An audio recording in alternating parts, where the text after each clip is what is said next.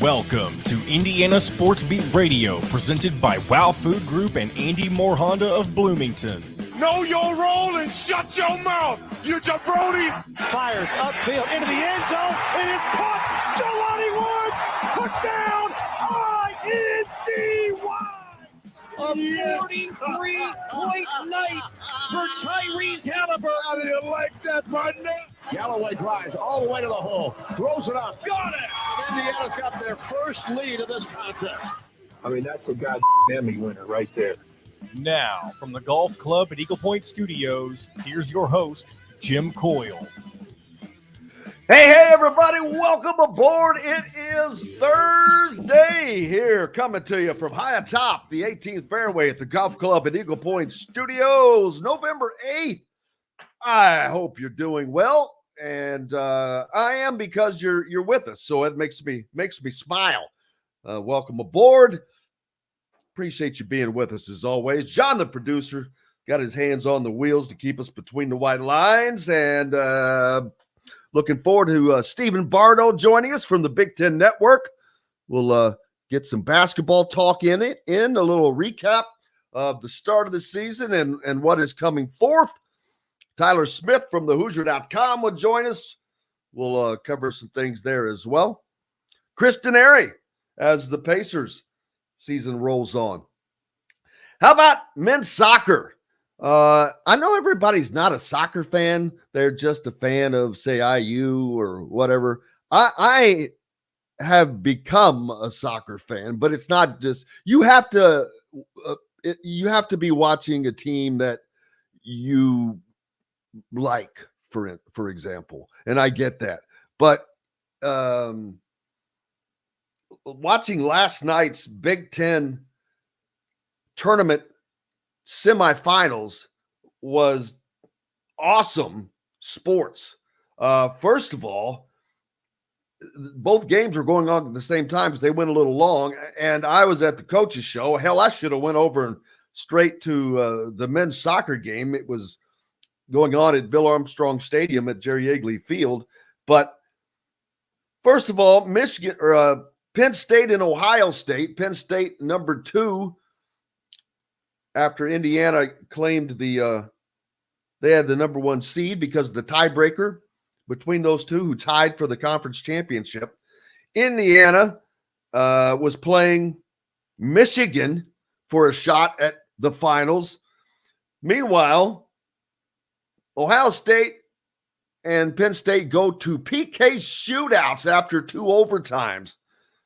And on the last PK, it was, I think, 4-3, and Ohio State had their last shot up. Penn State is able to block that and come away with the win, and they make the finals. Down in Bloomington, it was a wild affair. Indiana up 1-0. Then Michigan comes back. Then Indiana goes up 3-1 with an improbable goal at the half that if they don't get that, things could have been really bad. But with 3 seconds in the half, Indiana gets a goal to go up 3-1 in what looked to be an insurmountable lead. In soccer, that's tough, especially when you're playing at Bill Armstrong Stadium. But Michigan was not deterred, man. They came back, tied the match at 3.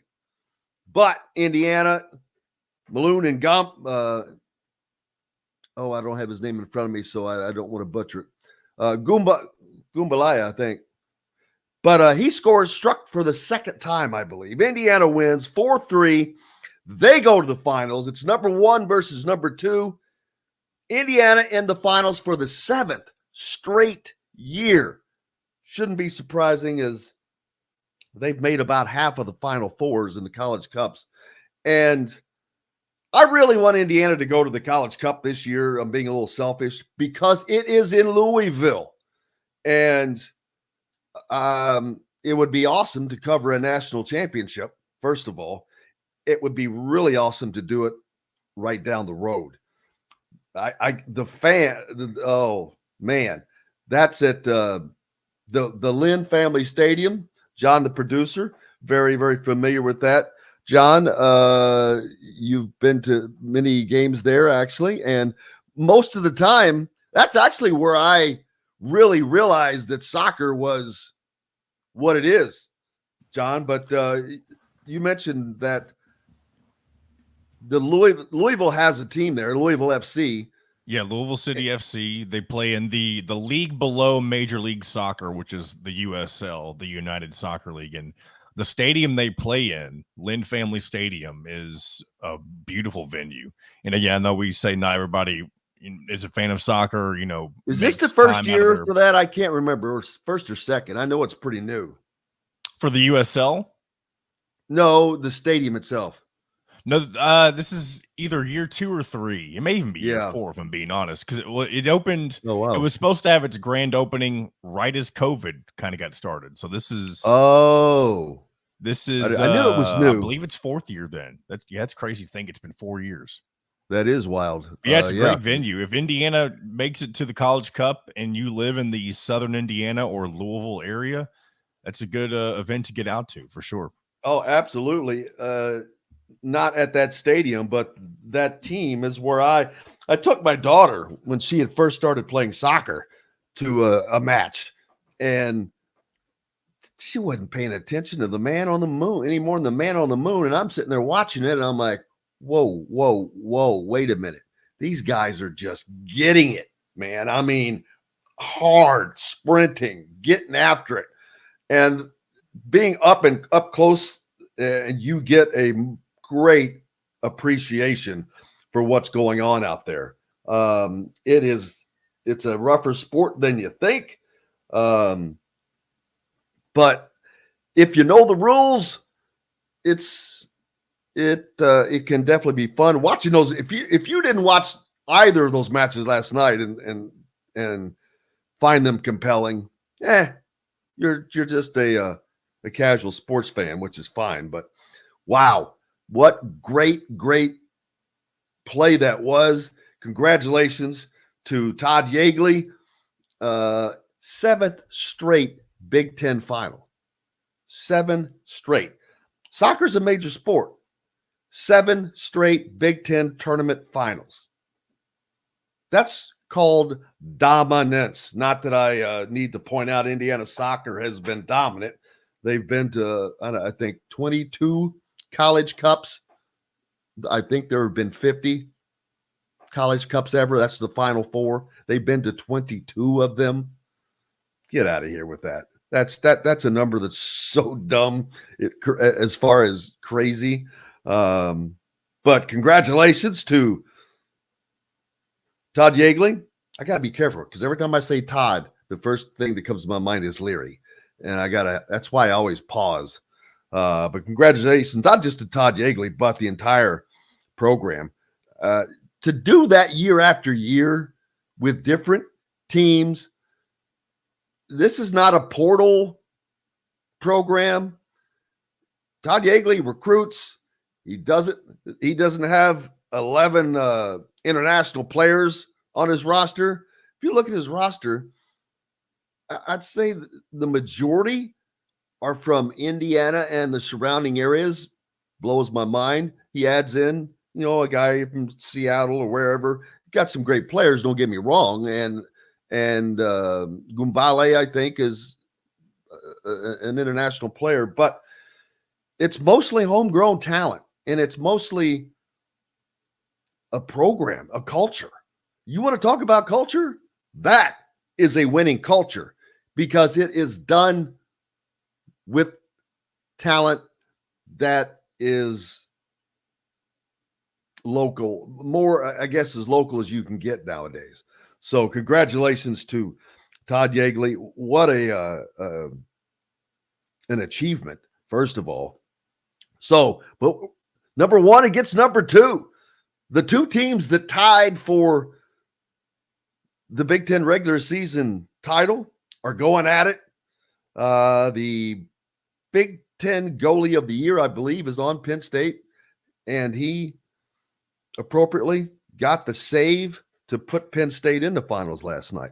Looking forward to Stephen Bardo joining us on the program today. Tyler Smith from thehoosier.com. Like I said, Chris Denari. And I'm sure that we're going to hear from some other people like Mike Woodson, maybe Tyler, maybe Todd Leary.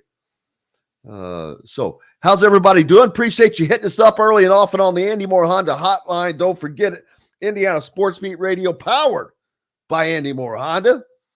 Fred on first and foremost. Kent from Mount Pleasant, Michigan. John's on from the sunny slopes of southern Brown County. And man, I cannot imagine how beautiful it is over there right now, although the leaves are really starting to hit the ground. You might have missed it, but Brown Speaking County. of beautiful, how about that haircut you seem to have gotten yesterday? Oh man, come on!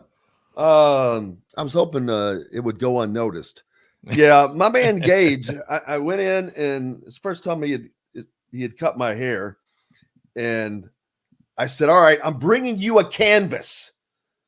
He's like, "What did you?" I said, "I'm bringing you a canvas. I'm leaving it up to you to do what you wish." And I got to be honest, I did not expect this. I've gone from being able to just grab the back of my hair with both hands to not being able to pinch it. I can't even hardly pinch it back there.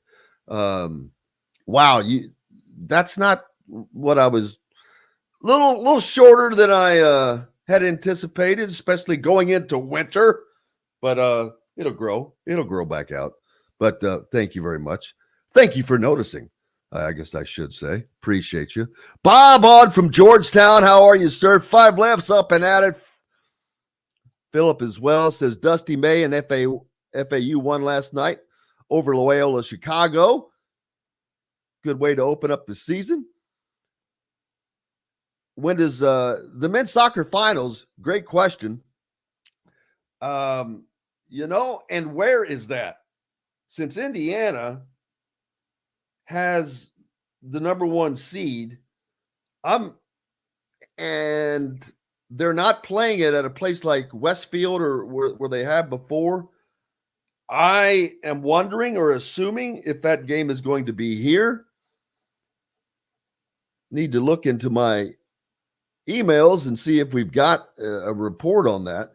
I'll try to see if anything pops out, but I have not seen anything just yet. So hopefully that comes out.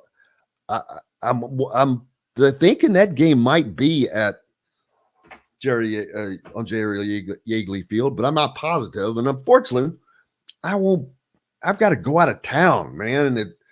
And damn it. That would be a great one. That's going to be a great match.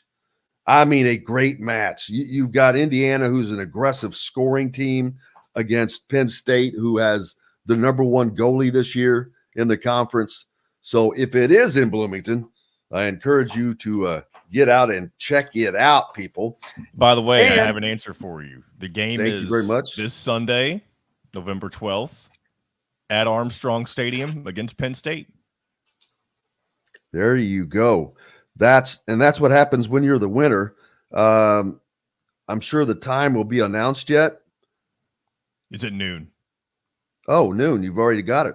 Bam. On the Big Ten Network. You can't attend. I'll be checking it out. Trust me. And looking forward to it. Man, that's going to be something. The good thing is both of those teams are NCAA tournament bound for certain. Without question. Speaking of without question, saw our man Don Fisher last night down at the Chop Shop with Tom Allen as the coach's show took place, as it normally does on each and every Wednesday. When Tom walked into the room last night, this was the first time he comes in before he goes on, but he got a rousing round of applause when he walked into the room, based just off of the win over Wisconsin. And the fact that the team is still in the running for bowl eligibility. But it was good to see that for him. getting that round of applause, and definitely made him feel good. He was in great spirits last night. So Indiana taking on Illinois on Saturday over in Champaign. At Illinois is weird. Their football stadium is Memorial Stadium. Their basketball stadium used to be called Assembly Hall, which, that, I'll be honest with you, that always kind of drove me nuts. But it no longer is. Now they've got, I think, the State Farm Arena or something like that. But the football game taking place in Champaign at Memorial Stadium. How's that game going to come out? I'll tell you, I think these two teams are equally matched.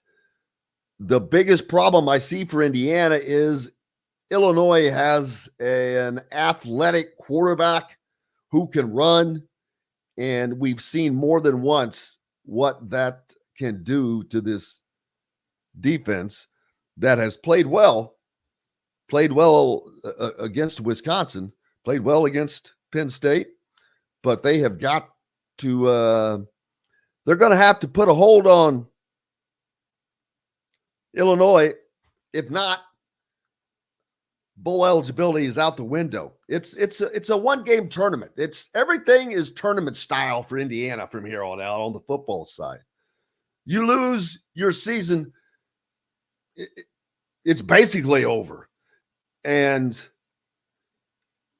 I wonder what, if they were to lose to Illinois, what that would do to the mindset going into the home game coming up against Michigan State. I'm sure that they're will continue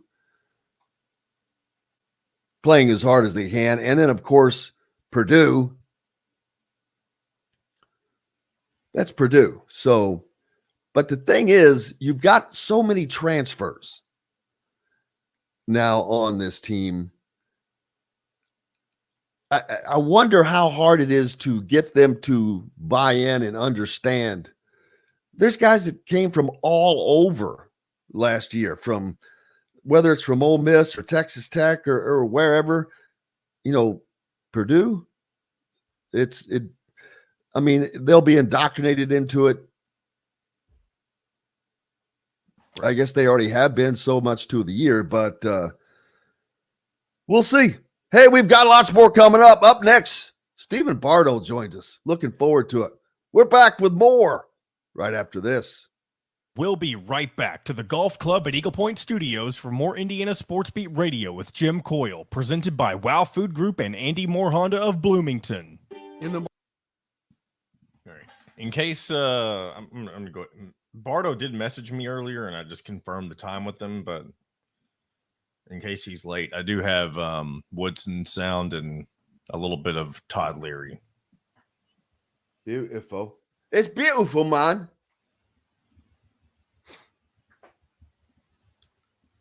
You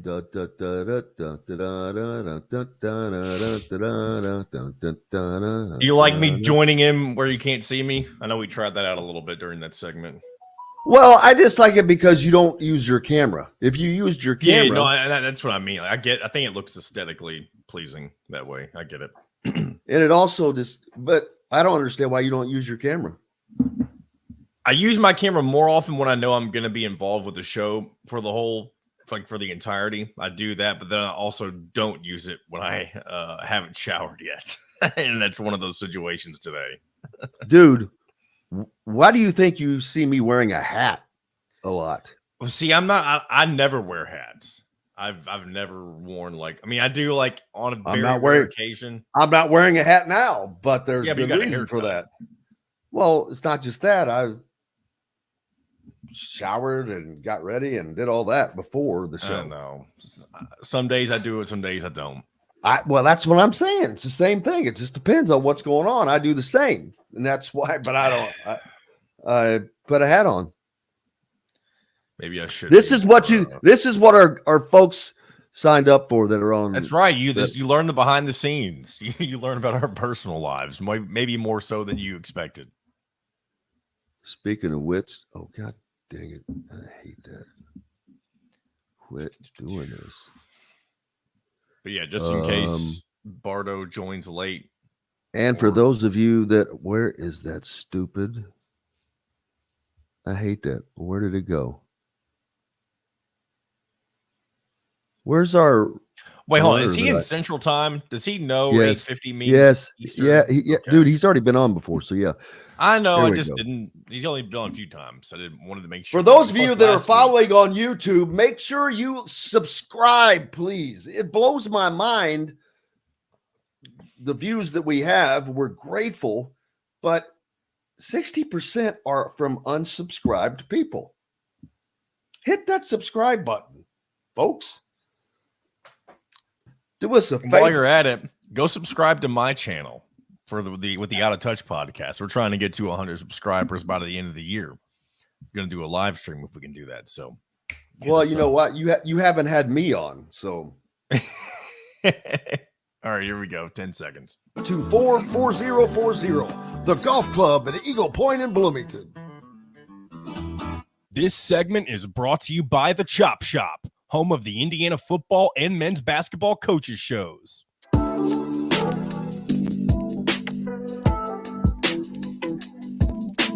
Now back to the golf club at Eagle Point Studios for more Indiana Sports Beat Radio with Jim Coyle, presented by Wow Food Group and Andy Moore Honda of Bloomington.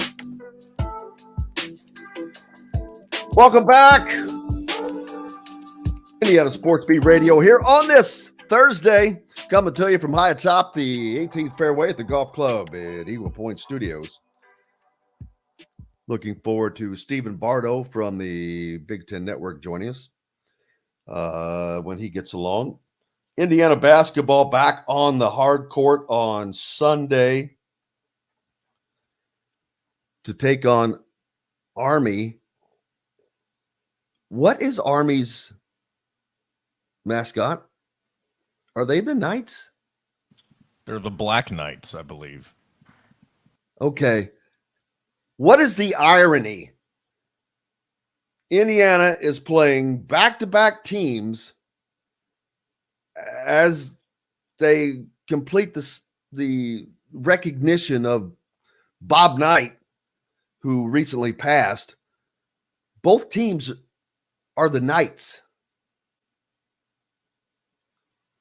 That was not the case for the Eagles that they played, but the team before that, the last the Marion Knights.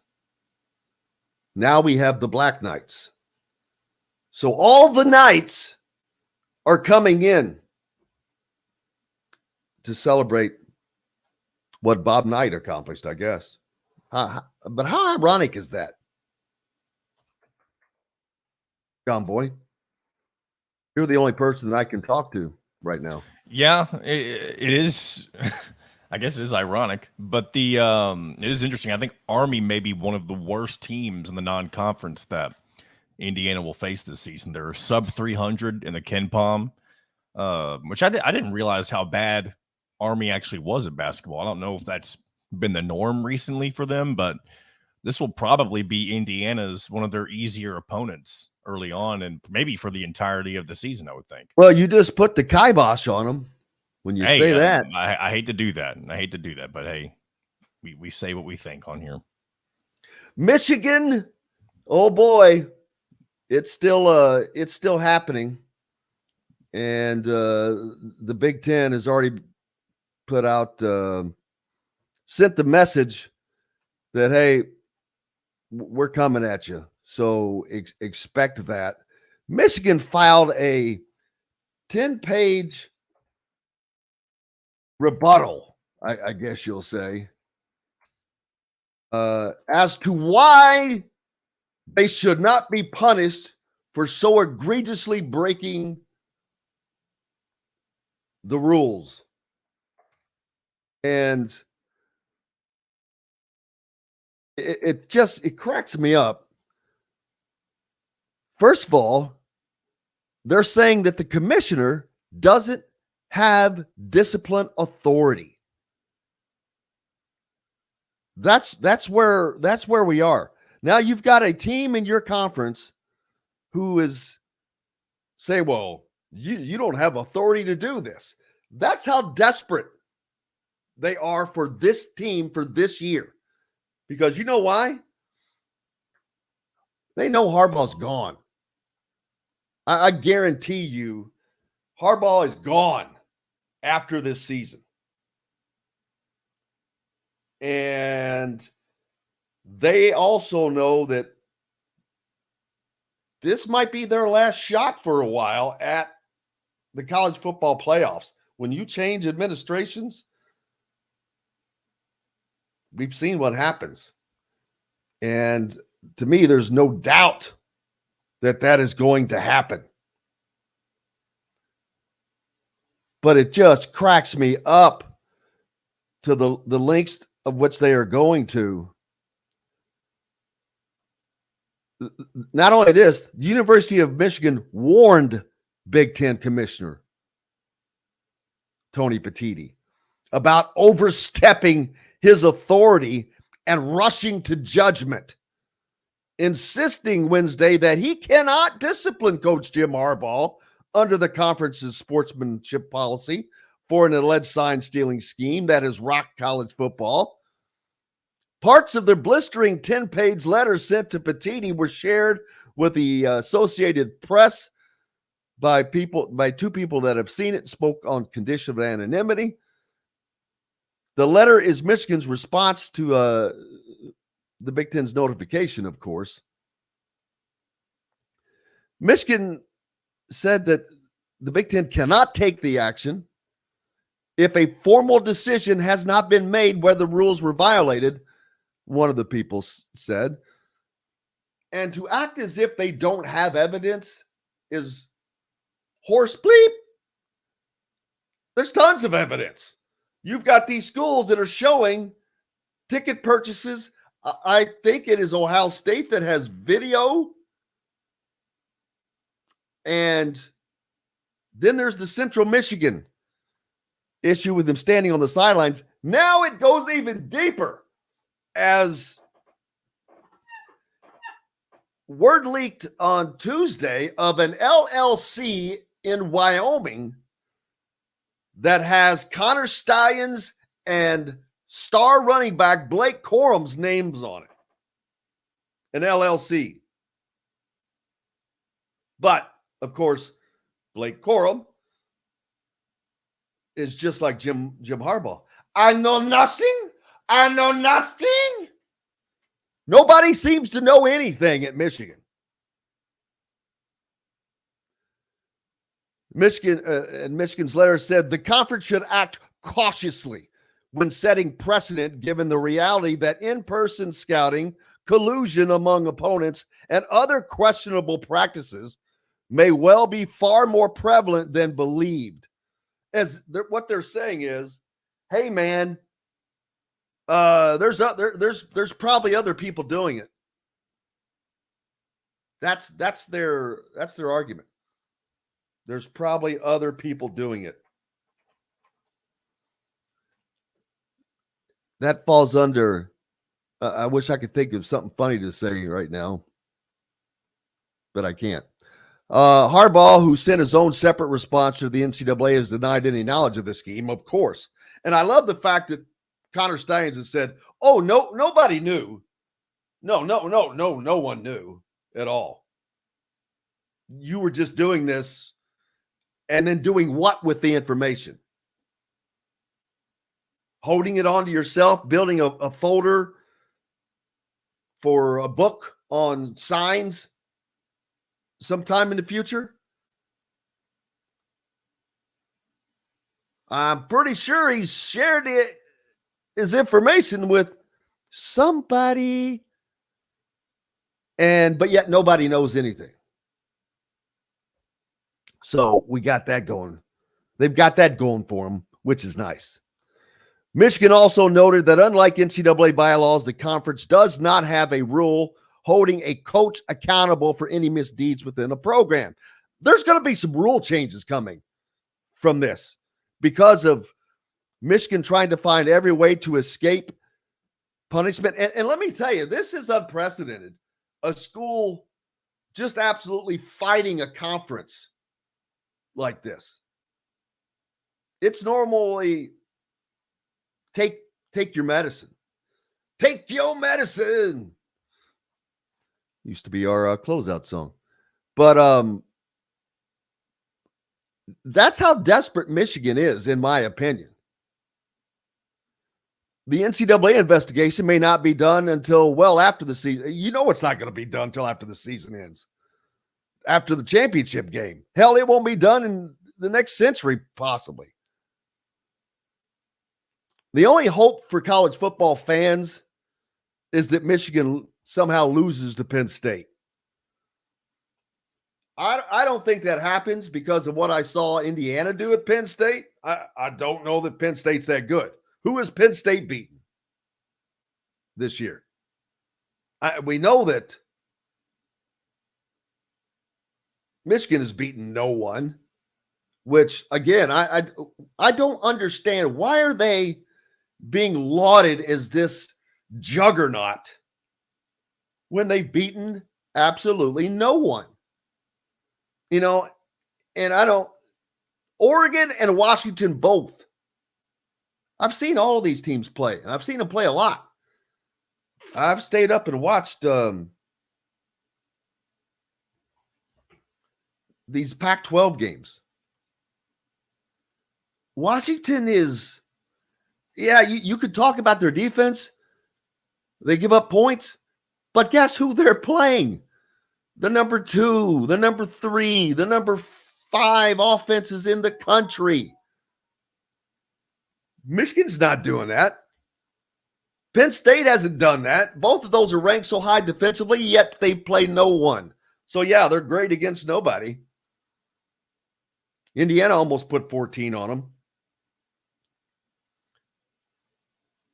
So that's another reason why I'm so aggravated. The system is stupid. It's about popularity. It's the same with the Heisman Trophy winner now. It's about popularity. I mean, JJ, what's Michigan's quarterback? His name, JJ McCarthy. All of a sudden, he was vaulted into the Heisman. Oh, JJ McCarthy, he's really? Well, who's he done this against? Oh yeah, nobody. Why? Oh, he wears a Michigan jersey. I could list 4 guys or more. Shedeur Sanders has had a better year than JJ McCarthy, and he has to run for his damn life every game now. Shedeur Sanders is still maybe the number 2 passer in the NCAA. But I'll tell you who's number 1, and that's Michael Penix. And these stats are against number 6 Oregon, who is one of the top teams in the country. I think they're better than Michigan. I think they're better than Florida State. He's done it against USC on the road, against the reigning Heisman Trophy winner, which, of course, he's not playing defense, but they put up 52 points against them. They did it against an Arizona team that everybody liked to scoff at, but Arizona has played 5 consecutive ranked teams because they play in the Pac-12. And their last game was a win over number 21 UCLA. Arizona is better than you think. But the offenses that are in the Pac-12 are off the chart. And I'm looking forward to Michigan, if they don't get their due punishment. I hope they play. I don't care. I want to see them play one of these teams that will light them the hell up. I'd love, and this is no fanboy stuff. I can't stand cheating. Bill Self is, he's celebrated as this great coach which I'm not saying he's not a good coach. Mike Krzyzewski was a great coach. But guess what? He didn't know anything, of course, but both of those programs cheated toward the end. Break. We've got to take a break. We've got lots more coming up here on Indiana Sports Beat Radio, coming to you from high top the 18th fairway. Looking forward to it. Back with more right after this. We'll be right back to the Golf Club at Eagle Point Studios for more Indiana Sports Beat Radio with Jim Coyle, presented by Wow Food Group and Andy Moore Honda of Bloomington. Good day, Mr. Bardo. How you doing? I'm good, brother. How are you doing? Good. I apologize. A little late this morning. That's all right. Hey, that sounds like me every day. What's new with you? Love the jersey hanging. Is the jersey new? No, it's been here. I had it turned around with the fighting line but no, I put that up there. And that is one thing that does. Yeah, you need to get two of those. It's like this golf flag. They say things on different sides, and it'd be nice to have both up. But who was I talking to the other day? Oh my God. From IU's 81 team. I was at the coaches show the other night, and man, my brain is getting old. No, you're doing a show, man. You got a lot going on. You're in a different mode right now. Yeah. I can see his face. He was one of the stars, and I will have it in about 2 seconds because you talking about Kitchell? Not Ted, but Randy Whitman. Oh, Whit was there. Okay. Yeah, he's. I think he's a consultant on Woody's for yes, Woody right now. Yep. But anyway, I went up to him. And I was like, because we've talked several times, but I'm like, oh, hey, Randy. I said, man, I just found out the other day, and I had no idea that Stephen Bardo's brother was on the team with you. And he's like, oh yeah. And I'm like, that still blows my mind that I didn't know it. No, but Jim, he didn't finish the season. That's the whole thing. He was there during the regular season, but he wasn't with the team on the NCAA tournament run. That's all right. why. Craig Bardo is on the roster though, baby. You pull it up and there's Craig Bardo on the roster. And so how is Big Brother doing? He's doing well. He's in he runs a retirement fund for an Adventist bank, Adventist church out of not Birmingham, Huntsville, Alabama. He's based in Nashville, Tennessee, but he's doing well. Very cool. Yeah, that's awesome though. But yeah, it's still, boy, stuff like that will stick with me for so long, and it's more about bothering me that I just didn't know it. And I'm like, how do you not know that? It's tough to know. It's tough to know everybody that played in Indiana, man. That's a tough deal. Oh, I understand, but just the coolness of that. Have you ever mentioned that on air? I think I have maybe once or twice. I don't. If it fits, I right. I know it's not something guys. you can force. 10 seconds. Here we go. Catering.com. That's garnishcatering.com. Garnish Catering is a proud partner of Wow Food Group. This segment is brought to you by Remax Advanced Realty, Indie Home Pros team by Cheryl Sizemore. Now back to the Golf Club at Eagle Point Studios for more Indiana Sports Beat Radio with Jim Coyle, presented by Wow Food Group and Andy Moore Honda of Bloomington. Welcome back. It is Thursday. Thank you so much for being with us. Stephen Bardo from the Big Ten Network and from Bardo's Tribe. Don't forget, make sure you go to, it's bardostribe.com, right? That's correct. Yep. And then there's a second one. What's the other one? I don't have it pulled up. Bardo's Breakdown. You can find it on Facebook. Yep. Yep. Make sure you go to those and expand your knowledge. That way you'll know that Craig Bardo was on the 81 team in Indiana. You won't be dumb like me and not you'll have so much knowledge that you won't know what to do with it. Just like you today with games, how much, even though you have been around this game, you've been around this conference, every game, how much prep goes into broadcasting a game?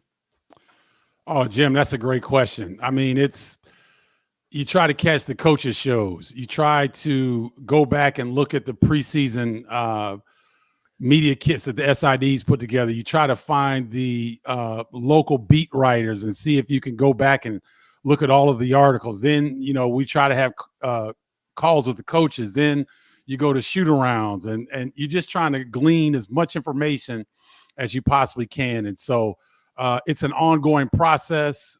Once the season starts, it's nonstop. So it's kind of hard to pinpoint how much you do per game, if that makes sense, because it's just it's constant. But that's why we love to do what we do. And so you're inundated once the season starts. So you just try to get as many bits of information from as many different sources as you possibly can. Yeah, and right now the preseason is kind of a hodgepodge because you've got a lot of teams, or most teams, that are playing other teams that they're not exhibition, but they're designed to be get ready type of games. But then you mix in some big ones. For Indiana, we all know that UConn's coming up, Auburn's coming up, Kansas is coming up, and those are as tough as any conference game that you're going to play. But Indiana has started their season so far, and it's some mixed reviews, but that's what you're supposed to have early on.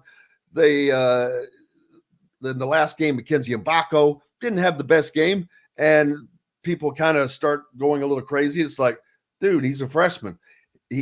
That's his first real game. There's going to be a learning curve. It doesn't matter really who you are.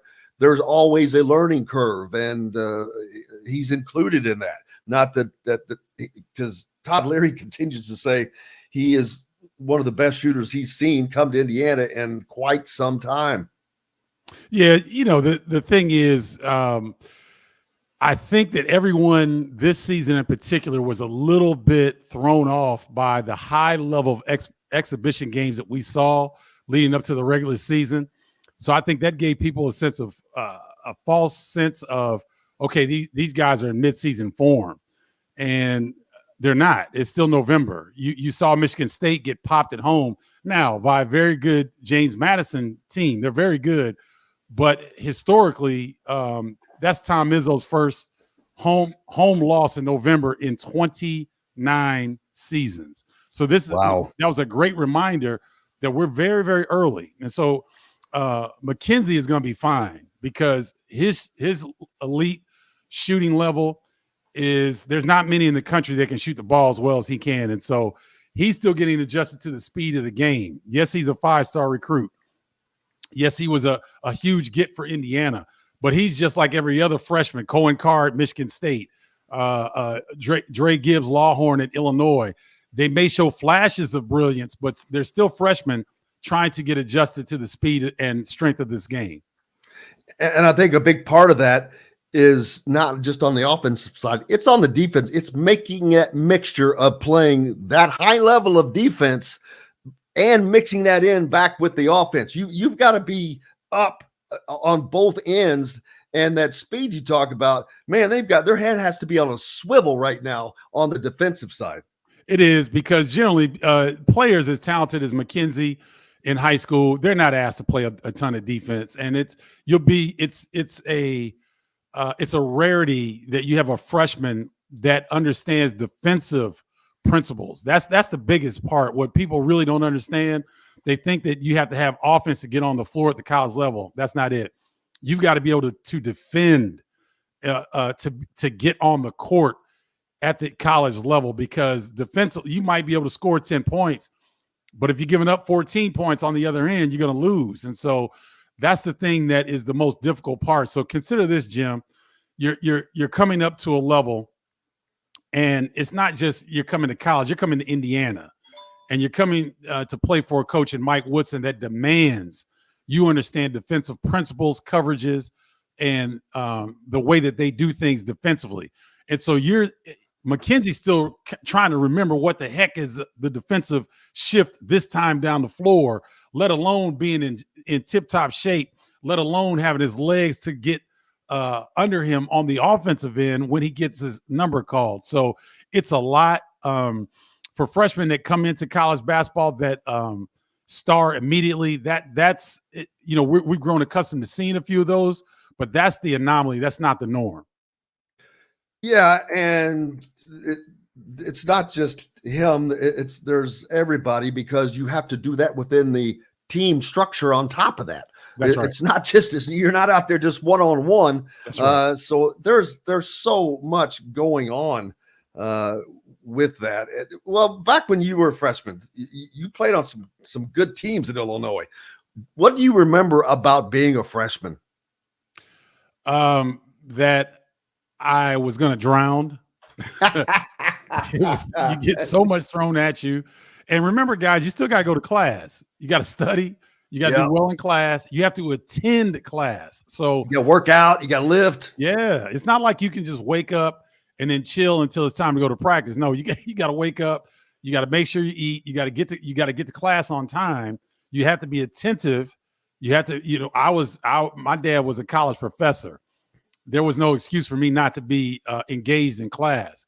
So the classroom part, then rushing home to try to get some lunch and then get over to practice and then go lift and then go to training table, then go to study hall. And by the time you look up, it's 8:39 at night.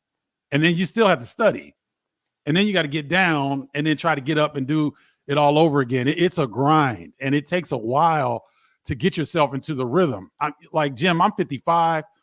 It takes me it takes me about a week or two to get into the college basketball season from calling games. I'm not even playing. I'm not even going to class. And it still takes an adjustment period to catch up to the speed of things. So as a freshman, it was about the 7th or 8th game of the season. I started as a freshman, and then I started the rest of the way through. But even in that first semester, it was a blur. And I had to lean on my Doug Altenberger, Ken Norman, and Tony Weisinger. I had to lean on the veterans big time to kind of catch up to the speed of college life. It's not easy, and it's an adjustment period.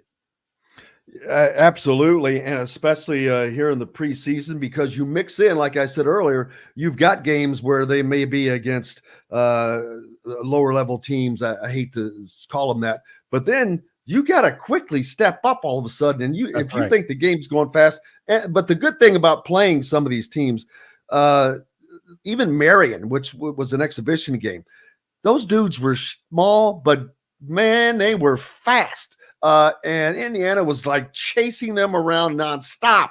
And defensively, in their last game, they were just still learning the assignments. They were leaving guys open on the perimeter for a bunch of 3-point shots, but that was mainly learning the defensive assignments. And that's why Mackenzie Mbako spent most of the second half on the bench, which it is rare that you see a 5-star of his talent sitting in the second half for that amount of time, but he was probably able to learn more from the coaching staff sitting there than he would have been out on the floor.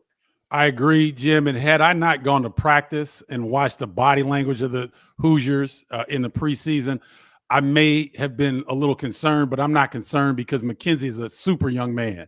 He's a yes, sir, no, sir type of guy.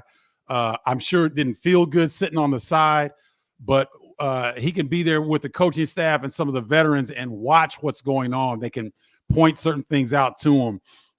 And it was a great learning experience. And so, the thing that these young men don't understand a lot of times is that I don't care who you playing. Marion, you can play UConn, you can play James Madison, you can play Colgate.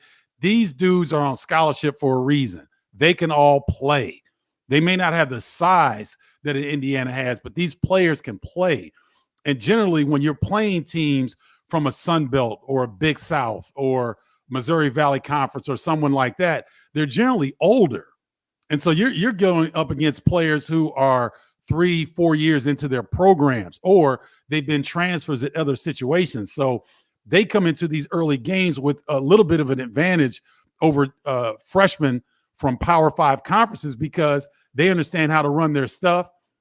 They understand how to run counters.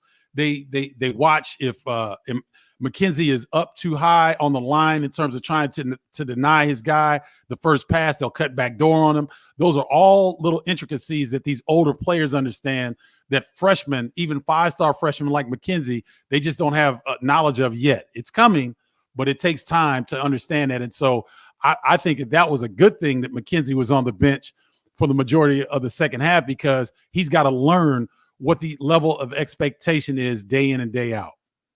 Kel'el Ware, another new face, but he's a sophomore, but he's starting to show his value. I mean, that length is just a game, can be a game changer, and especially on the guys that he's not guarding because they're not expecting him and they put up a shot and all of a sudden here comes me with a broom and knocking the shot crazy. That length is going to do Indiana some very, very good. Oh, I think that Ware could be the surprise player of the conference, and no one's talking about him. Everyone knows about him, and I think that Oregon did him a disservice by putting out what they did about him in terms of his lack of consistency, and maybe they questioned his motor. I think that's terrible to do to a young man. However, Indiana's going to be the beneficiary because that young man, I know he's got something to prove. And when you watch him move, I want Indiana fans to think about this for a second. Next time you watch Kel play, look at his legs. He's got some of the best. He's got a pair of the best legs that you're going to find on a big man in the country. And what I mean by that, he's already got the length. He's got the skill set. His strong base will allow him to do a lot of different things that a lot of bigs around the country can't do. So he'll be able to get the shots from weak side defensive position. He's going to be able to provide post moves in the lane. He's going to be able to run the floor. And I think the kid can shoot threes. I don't know if Mike is going to allow him to do it yet, but I saw in practice that he's got the ability to shoot threes. He's got a feathery touch. He's an outstanding talent.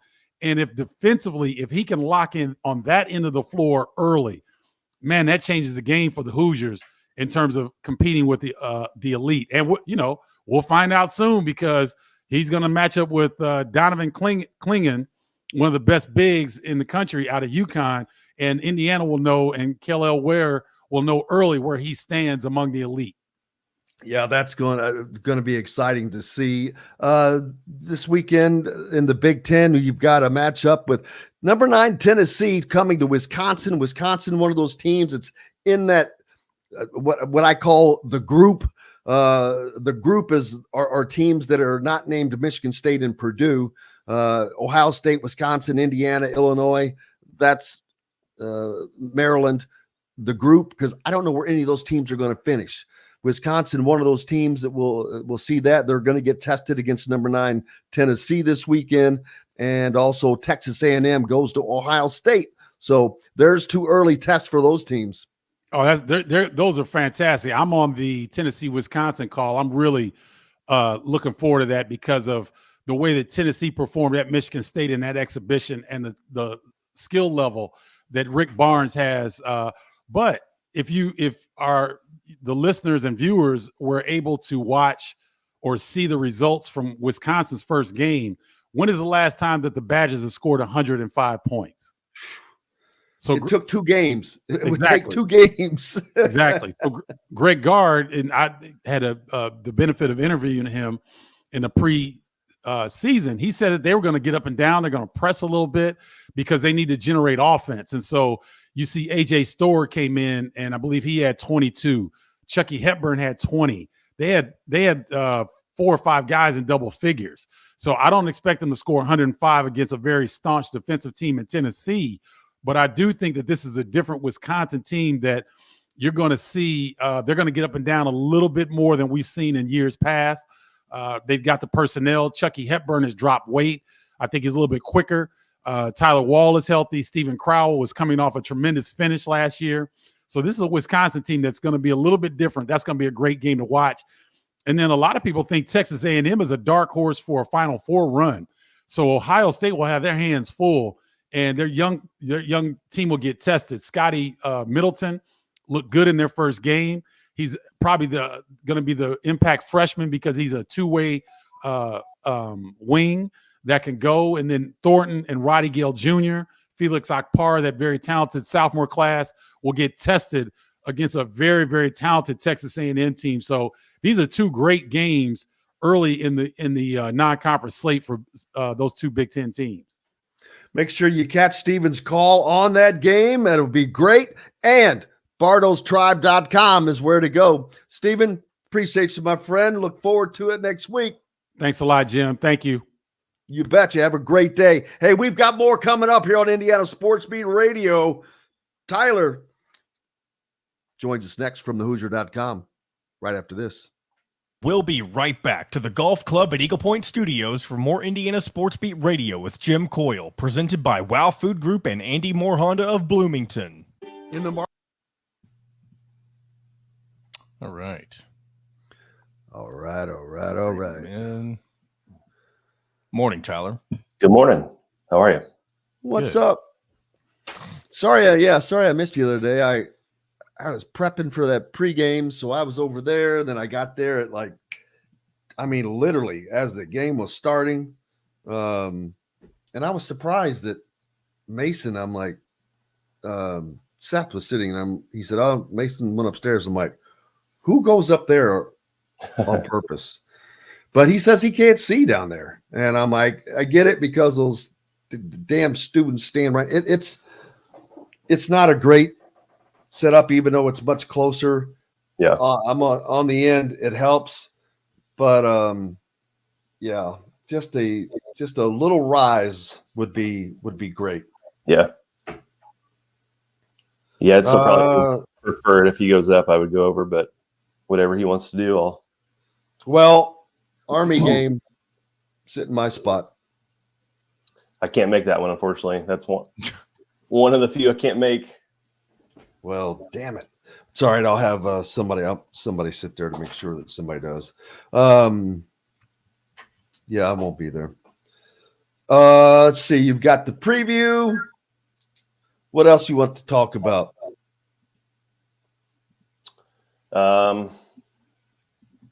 I wrote about the sophomore bigs. We could any Pacer talk, any overview IU stuff. I haven't looked much about Army yet, but man, damn it, who had 18 last night? Was it Halliburton or is it somebody else that had 18 in the fourth quarter for the Pacers? I know they're real balanced. They had like 8 dudes and with 12 or more. Last night I watched, but I didn't go because I had Saturday, Monday, Tuesday, and then tonight as well. So I took one off so I could stay home for one night. But crazy week. They had 5 home games in a row. Yeah, and I'm gone until, which is perfect. And I'm gone out of town until Tuesday, which stinks. Missing a lot.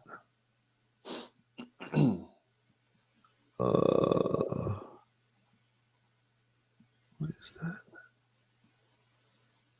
There's an echo. Hold on, let me check. I think I hear that now too. I wonder what that is. See if there's say something else, Jim. There's an echo. Okay, I think it's gone. Yeah, what was that? All right, here we go. I have no idea. All right, here we go. 812-583-0919 or go to mystonecrestliving.com. That's mystonecrestliving.com for more details. This segment is brought to you by the Ugly Grouper.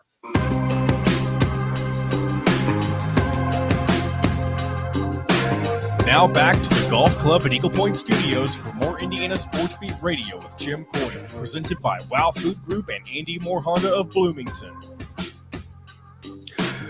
Welcome back, Indiana Sports Beat Radio here on this Thursday. Thank you so much for being with us. Jim Coyle with you as always, joined now by Tyler Smith from thehoosier.com. Lots going on for Indiana, of course. on the basketball court. The regular season underway. They get their first game and win under their belt, albeit it was not the prettiest, and they were strained in a few ways. You can see the growing pains, Tyler, defensively of some of these new guys, McKenzie and Baco, particularly.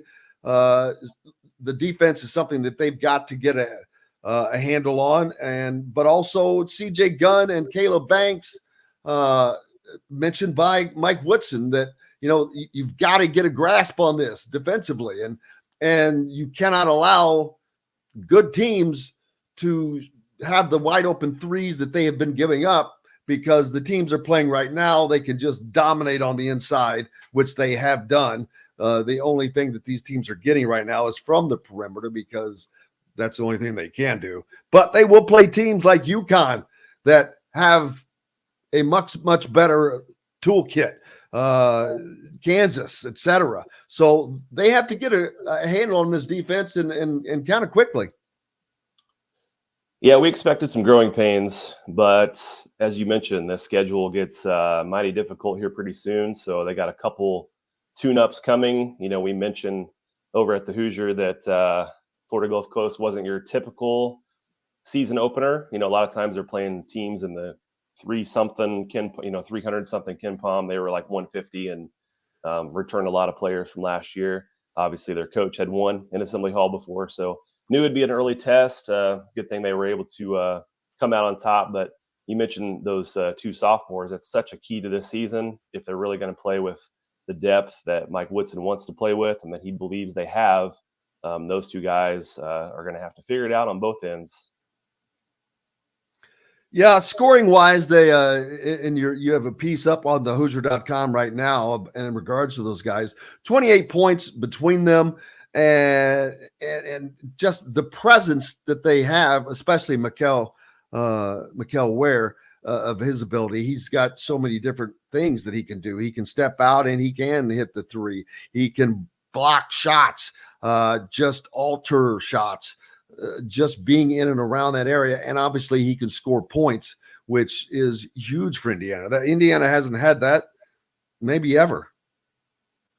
Yeah, I saw really good signs from those guys. The two sophomore bigs, both were 5-star recruits. So sometimes you kind of get lost in that shuffle. When an incoming freshman's a 5-star, everybody talks about them, and then if they have maybe I don't know if it's a down year or a year where they didn't play as much as what people thought, or maybe they were blocked by a TJD or a scenario like that. They don't get the hype that they had the year before. But let's not forget, both these guys, highly, highly rated, recruited players, highly skilled. They're going to have a opportunity for some high-low action throughout the year. I think the touch around the rim and the ability to shoot from deep for Ware is going to be huge for this team. And he already had me looking up the all-time block record, which is 99 for a single season. Obviously, way early for that, but I thought it was kind of fun to see that he got those 3 early blocks. And who knows? Maybe we'll be looking at that number later in the year. Absolutely, Kellel Ware with a double-double, 13 and 10 on the night. Malik Renew, 15 points, but 1 rebound, and that's something that kind of stands out. Yeah, he's got to obviously, crash the glass, because I think I was looking up, the Hoosiers gave up quite a few offensive rebounds, which led to some of those kick out 3-point attempts. And when you're giving up, I think 34 3-point attempts in a game, obviously you want to run those guys off the line. But the fact that some of those came off of second chance points, got to clean that up. And then the fouls as well. Yeah, Malik was able to play about 30 minutes in the game still. So that was good, but, picked up a couple silly fouls. And, Mike Woodson talked about he's a lot better than last year in that regard, but he's still got to be better to stay on the court. Indiana taking on Army on Sunday, and that is not expected to be much of a test, but we can see hopefully some improvement between the guys. But CJ Gunn and Caleb Banks were also mentioned by Mike Woodson that they have to get their defense in order, because they're part of that second unit. especially CJ with Gabe Cupps and CJ Gunn out there. You'd like to see those guys be able to come out and continue whatever Indiana has going in a game. I'm sure that's the hopes of Mike Woodson. And just CJ's just looks like he's just still looking to settle in a little bit. Yeah, the game needs to slow down. I feel like it did for Malik. And so, these other sophomores have to find that balance. Of course, Caleb Banks was a little bit slowed in the preseason there, but hopefully, some of these more tune-up games give them a chance to not only figure out and things of that nature, but to build some confidence. I know a lot of fans will, like to be the naysayers if they win big, and they'll say it's not really an opponent, but it's still an incredibly important couple games here to build confidence, see the ball go through, learn each other, learn how to communicate, not have so many defensive breakdowns, and build that confidence for the tougher opponents that are coming soon. Absolutely. And they will be coming soon. Like we talked about the schedule, not far. UConn is what, a week from Monday? Is that right? Sounds right. I don't have my calendar in front of me, but I'm John it's Boy. On Sunday. It's a week from Sunday. A week from this Sunday. So it's not that, well, as far as the schedule goes, that's not, that far away. You're only going to play games. 3 games before that? 2, I believe. Army and Wright State. Well, 2 more. So they'll have 3 games total under their belt before they take on the reigning national champion, who is playing very well already. They are kind of playing like they didn't miss a beat. So Indiana is going to have to get things together quickly, but we've seen teams do that, especially when it is up against a higher profile opponent. A lot of times that's when you see guys rise to the top. It just, whatever it is, they get that competitive boost, and hopefully that happens as well. But Kel'el Ware, I'm just looking forward to that matchup with him in that game. It's going to be fun. I know it's 3 games away, but he is just it's going to be very intriguing what he can do for the Hoosiers this year. Yeah, and as I wrote about, Ware and Mbako are the meal tickets. So there's going to be a lot of, talk about other players and, strategy and what the team's trying to do. But those 2 guys are the guys that have to be the ones that step up and carry the load most nights. I mentioned in a tweet, Hood Schifino had like 18 points in his first 3 career games, had some struggles. So let's not draw any huge conclusions about Mbako's first game. There's plenty of time, but it's kind of in general for the team. Everybody wants to draw these big conclusions, win or lose, good or bad, for early in the year. But how many times have you and I seen it over the years where, they may struggle against a lower opponent, and then somebody comes into Assembly Hall ranked in the top 5, and Indiana knocks them out, and the place is going wild. More so than ever before, college basketball is kind of its own thing every single game. Like every game is its own chapter in a big book, and it's not like this kind of linear thing that it used to be. Every night's different. So hopefully this team will come together sooner than later, and again, for those big tests that are coming. Yeah, I talked about Mackenzie Mbako spending most of the second half on the bench, but I think that was probably a great learning experience for him, because you can see what's going on. You can be and you have the coaching staff in your ears talking about, hey, see that right there, see this rotation, see that, and this is what you need to do. Here's where we need you to go. This is the switch we need you to make. There's a lot of teaching that can be done there. Now, you can't do that against UConn. You can't do that against Kansas because they need you in the game. But early on, you don't want to see him on the bench much. But that hopefully was a great learning experience for Mackenzie Mbako. Yeah, and as that comment from Andy, he was very engaged on the bench and was the first one off the bench at the end. So, I was definitely paying attention to that to see if he was kind of sulking with the less playing time, but he wasn't at all. He was really engaged, and So, the couple things, as you mentioned, you can learn so much.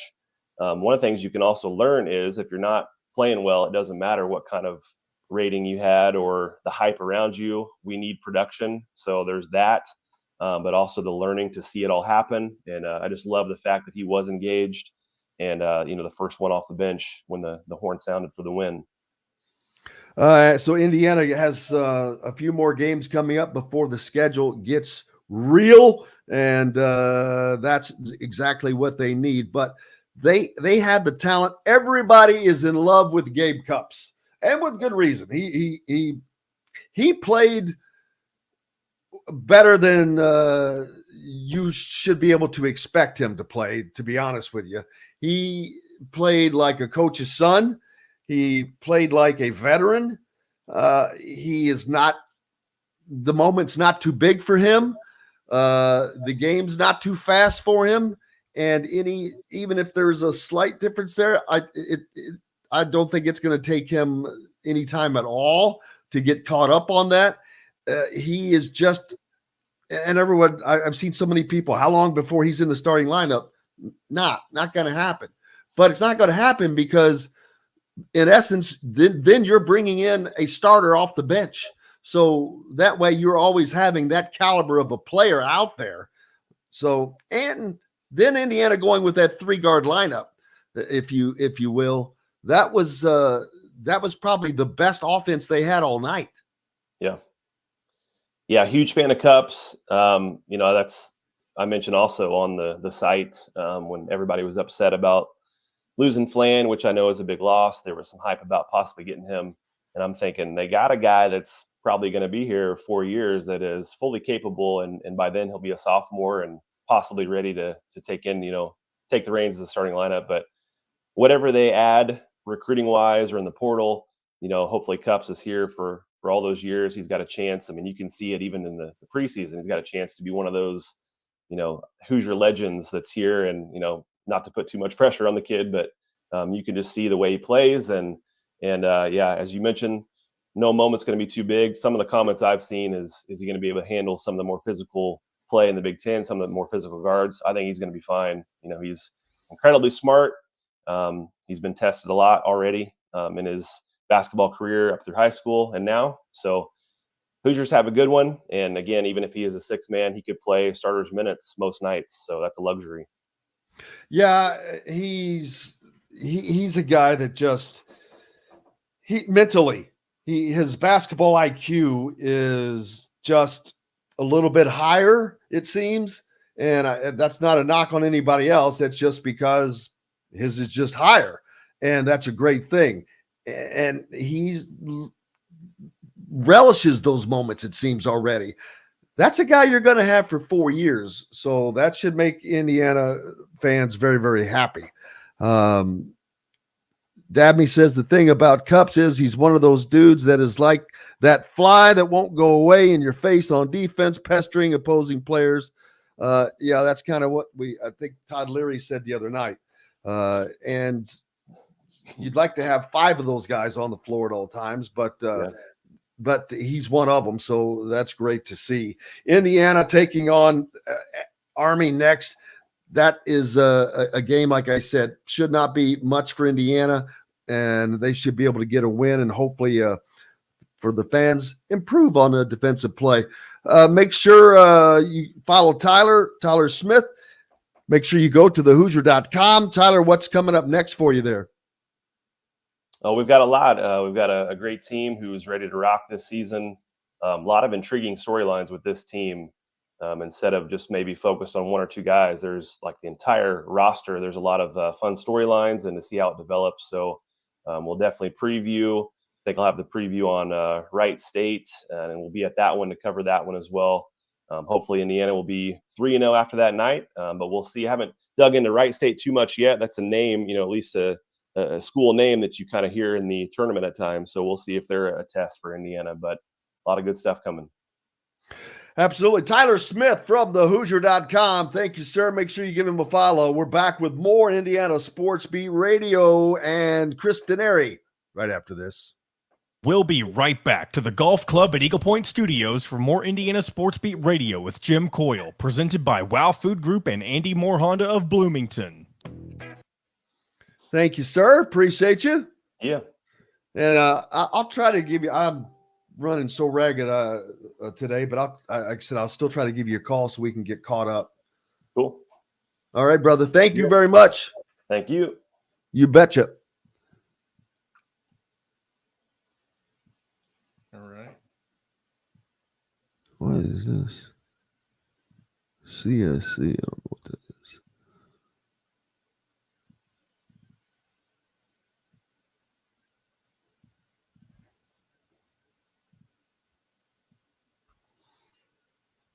What is CSC week?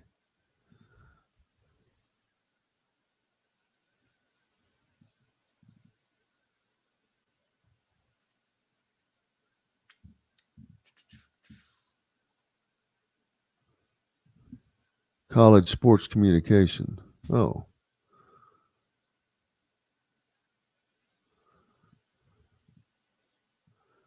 Man, I'm hungry.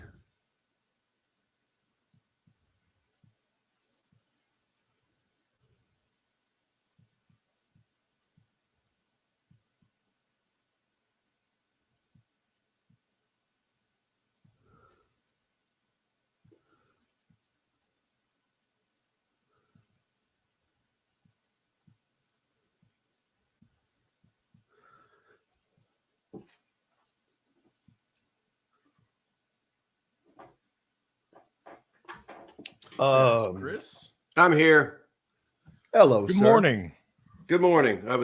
Somehow my mic was disconnected, so I was struggling to get it back going. I don't know why. Dude, my laptop, the camera was not working. It was just black. Then all of a sudden, went to use it another time. It was working, but the contrast is off. And I'm like, what the hell? They have their own minds. Yes. Yeah, I just got a new computer, right? And I have a MacBook Pro. I had a Oh boy. Oh man, you're one of them Apple yeah. heads. I had an Apple MacBook, just an Air. I mean, it's a Pacers computer, and it was wasn't doing something. And the person goes, "You need a new one." I go, "Oh, great, give me." So I got a new one.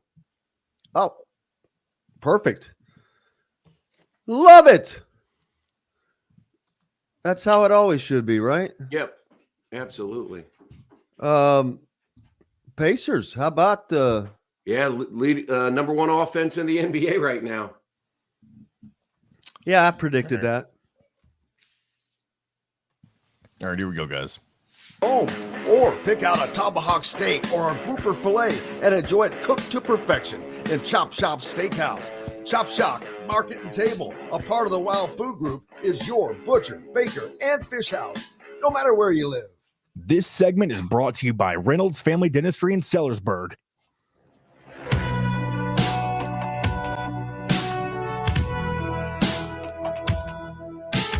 Now back to the Golf Club at Eagle Point Studios for more Indiana Sports Beat Radio with Jim Coyle, presented by Wow Food Group and Andy Moore Honda of Bloomington.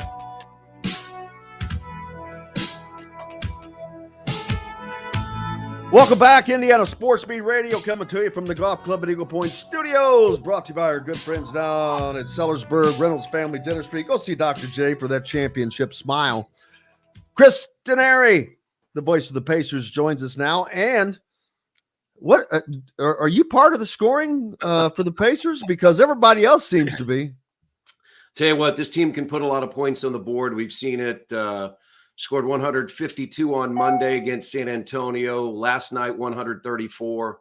They're trying to become better defensively. But when you put a lot of points on the board, you're going to give up points. I mean, it's just the nature of how many possessions are in the game. The Pacers are playing at one of the fastest pace levels in the NBA. They're top 5 there. So, but this is a team that shoots the ball well. They shot better than 50% last night. They're near the top of the league in 3-point shooting.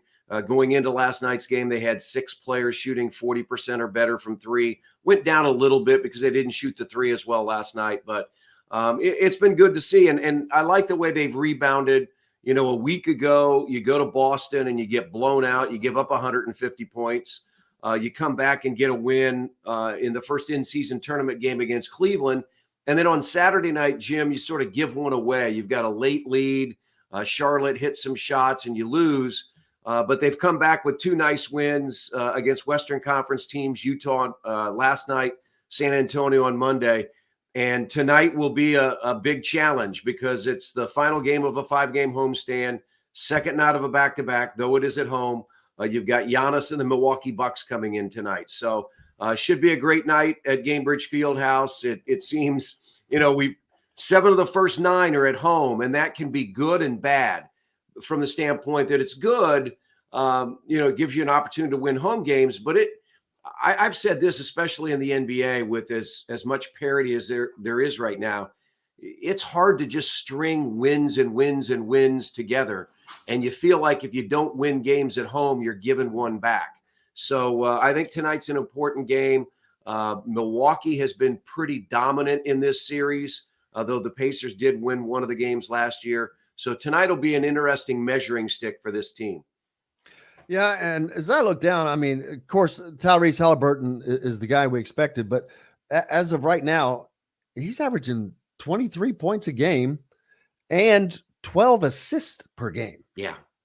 I mean, that's off the charts. I know it's early, but man, that's a lot of assists. Yeah, I mean, this is a guy that averaged about 20 and 10 last year, and he's, I think, taken it to a different level. And it was interesting last night, Jim. On Monday, he had 20 first-half points. Last night, he did not score. He did not score in the first half. It's only the second time in his Pacers history that he had not scored in the first half. But then he delivered in the third quarter. I mean, one of the things that he does so well is he gets his teammates involved. He's very selfless. I mean, he doesn't worry if he doesn't score. He knows when he needs to, he can do it. But he's got a lot of other guys around him. I mean, Buddy Hield coming off the bench, good 3-point shooter. Aaron Nesmith playing well. Jalen Smith. Benedict Mathurin had a big game last night. So this team has a lot of people that can put the ball in the basket. That's why right now they've got the number 1 scoring offense. They're the number 1 offensive efficiency. They lead the league in assists.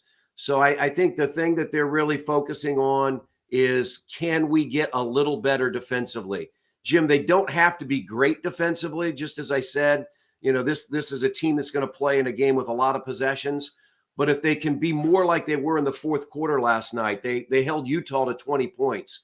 If you can hold your opponent between 25 and 30 and give up 105 to 108, 109 points, well, this team's going to win more often than they lose. Yeah, and the fans have to just be loving this. A great start by the Pacers, and it's kind of a carryover from last year where they played better than most of us expected, and this carryover with this youth movement has just continued to move forward, and it's just fun. And for a team, a mid-market team like the Pacers, that's hugely important. Oh, no question. I mean, it is fun, and it's sports and it's competition and you're keeping score, but it's also entertainment. People are spending their hard-earned money to come out and support their favorite team or come out to be entertained. And so I think the style of play that they play is very exciting. People are buying in, and I think picking up to where we saw it last year, in December, January. I mean, you can hear my dog Augie. He's excited too. He's in the background. He agrees. Augie agrees. Augie says, "Hell yes!" Yeah, he's in the background yapping. So, I think the market is very hungry for a winner. The Pacers have not been in the playoffs the last 3 years, and this is a group that wants to be back in the postseason. And these games in November are every bit as important as the games in March and April. You don't want to be at the final week of the regular season and look back on your schedule and go, gee, if we had only done this on November the 10th, or if we would have only done this on December the 5th.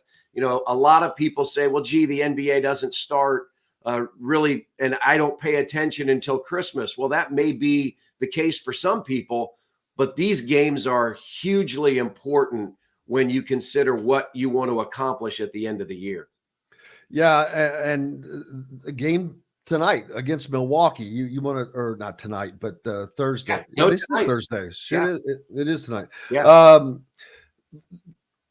Getting, not saying that they're going to do that, but if they were to get that win, the self-confidence for the team would have to just be out of the roof. But also getting that kind of a test early will give them, I think, a litmus test of sorts. Yes. Yeah, it's a measuring stick. There's no question about that. I mean, you have Giannis, who has led them to a title, and now you've added Damian Lillard, one of the top guards in the NBA currently, and he's a top 75 player in NBA history. And so this definitely is a measuring stick. They come in with a winning record. They're 5-2. The Pacers are 5-3. 6-3 is a whole lot better than 5-4 going to Philadelphia on Sunday. So, this is a very important game. I think a game that is a prideful game for this group. They feel like they want to let the NBA know that they're a team that's up and coming. And like I said, Milwaukee's beaten them 11 out of the last 12. They've had a lot of success at Gainbridge Fieldhouse. The Pacers struggle with that Giannis matchup because, he's just one of those, I hate to use the word, but he's like a unicorn because he's 7 foot. He doesn't shoot the perimeter shot like some of the other players, but he's just so strong and, has a will to win. But I do think, Aaron Nesmith is bigger. He's playing well. Obi Toppin has good size. The Pacers, I think, can match up with Giannis a little bit better than they have in the past, and that'll be something to watch tonight. Anything surprising so far during this early part of the season that you've seen from the team? Well, I don't think the bench numbers are surprising. They lead the NBA in scoring. I think the consistent play of Jalen Smith maybe has been a little surprising. The way he has taken control of the backup center minutes and done it game in, game out. He had another double-figure game last night. He's averaging about 11 points, 7 rebounds off the bench. And he was a guy that 2 summers ago, when they re-signed him, they had said he's going to be our starting power forward. So he's going to play the 4 position. And it just didn't quite work out where his skill set enabled him to be successful at that position. He worked really hard in the offseason, got stronger, got bigger, knew that he was going to be primarily played at the 5 position behind Miles Turner. He accepted that challenge, and he's played very, very well. He's leading the NBA in 3-point shooting right now. Small sample size, but I think he's 8 of his first 12 from 3. He can pick and pop and shoot that shot, but he's also playing very well inside. So I would say he's been a little bit of a surprise as far as the numbers that he's putting up, but it's not a surprise as far as the bench is concerned, because I honestly think the Pacers have one of the deeper teams in the NBA. They may not have the 10 best players, 1 through 5, they may not be the best, but I think 1 through 10, they're pretty solid. And when Rick Carlisle goes to the bench, he feels pretty confident with the return that he's going to get.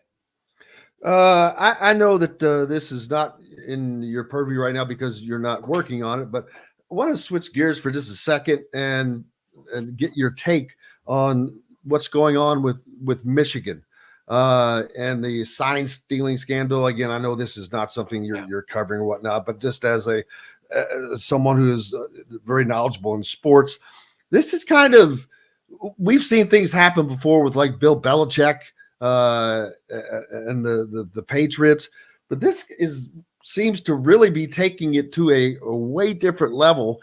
And now there was a report out that there was an LLC in Wyoming that had Blake Corum, the running back Blake Corum's name, and this Connor Stalions character from there. So this is becoming a soap opera. And then on top of that, Michigan sent a 10-page rebuttal to the conference telling them why they shouldn't be punished for breaking the rules. And it is almost comical, but this is, you normally do not see a conference member fighting back against the conference. They usually acknowledge, take their medicine, and Michigan is not going to do that. But I think that's because they know Harbaugh's not going to be in Ann Arbor next year, and this is could be the last shot at a college football playoff game for a while. Well, we always know that teams and coaches are looking for competitive advantage, and I get that. I mean, oftentimes people go, there's a line, right? And you go to that line and you get close to that line and what you can or can't do. But very rarely, in my opinion, I guess, do people go over the line. Do they jump the line? Trying to follow it from afar, it sounds like then Michigan is trying to accuse other schools of banding together. I think about this. Think about the NCAA tournament, Jim, when the number 1 seed plays the number 16 and XYZ coach has a friend who has played the 16 seed. Well, you don't think he's going to call him up and say, Absolutely. Hey, do you have a scouting report on, this school? And we've never played them. We've never seen them. We don't have much tape. That happens all the time, right? That's competitive advantage. I mean, that's relying on relationships that you build. So I understand that can happen in all forms and at all levels of sport. But yeah, to see what's happening now and how much, unfortunately, it has overshadowed the game, right? The game of college football is so good each and every Saturday, to dial in your TV at noon and start your day and watch games. And now we're talking about all this other stuff. And that's the unfortunate thing about sports. I mean, we all like to watch games, and now we're having to deal with all this other stuff. So, well, we want to know that whomever we're watching. Yes. It doesn't, because I watch so many different games of different sports, but you want to know that they're all playing on the same level other than the talent. I mean, some teams obviously have more talent. Well, that's the goal to have, but the cheating aspect, man, that is, what I'm reading, I mean, it is like stuff that I've never even contemplated, right? That it would go this deep and have the depth of this is how you do it. I mean, it's staggering to me that all these resources would go in to steal signs. I mean, it's incredible. And I also have to throw in Bill Self into this. The NCAA, he gets away with Kansas got away with cheating. I'll be straight up about it. And then so soon as that's done, he signs a nice big fat 5-year, $53 million contract. That's probably close to what you have, right? Yeah. So it's seeing these guys, not that he's not a good coach, because obviously he is. Mike Krzyzewski was a good coach, but both of those programs in effect cheated toward the end. Now they may have been, the shoe companies may have really just made it too easy for them not to, but it's just known. Zion, the family, his money, what they got, it was crazy what went on at Kansas. But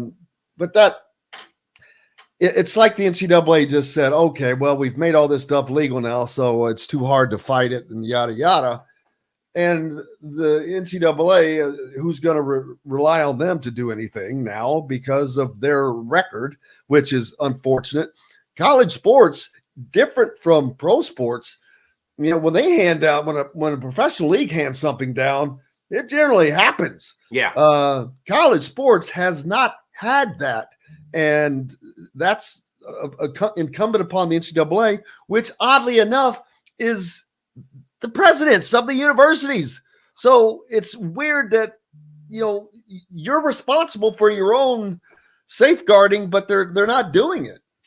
Well, I think what's interesting is, what's happened in college sports, and I'm just going to go to rosters. I mean, I had, some buddies of mine who, and like I said, NIL and portal. I mean, I'm fine with how things happen. I mean, I think there has to be some refinement. I think everybody has an opinion, but I have some buddies that probably are more college basketball fans than NBA fans, and their point was a few years ago, well, gee, I can't follow the rosters. There's too much roster movement.